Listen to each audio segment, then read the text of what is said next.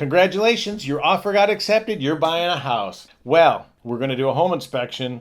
You're going to hire a professional home inspector. Let's talk about some of the issues that can come up and commonly do. A lot of time there's electrical issues that show up. There's GFIs. Now, most building codes, and your inspector will know this, it's 6 to 8 feet from any water source. The electricity has to be on a ground fault interrupter.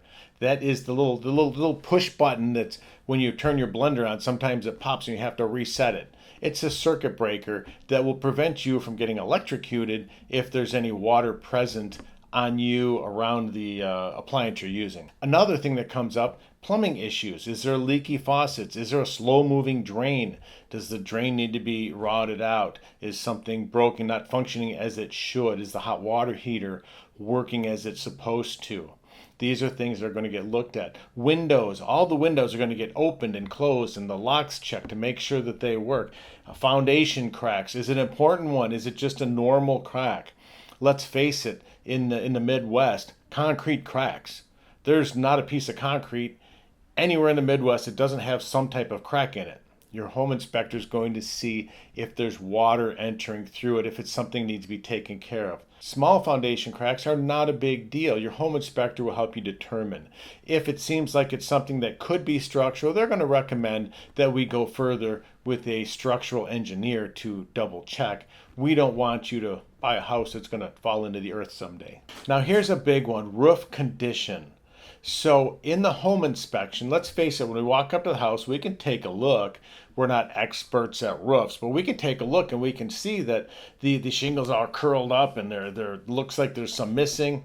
Well, we can assume there's probably going to be some roofing repairs needed, if not a whole new roof. But let's just say the roof is 15 years old. And it looks like it's all laying great and there's no water coming in, nothing is curled, there's no shingles missing. Well, this is what the home inspector should report to you, that it seems to be in good condition and is holding the water out. That's what a roof is supposed to do. This is not an issue that we can go back and ask the seller, we want a whole new roof on the house because it's 15 years old.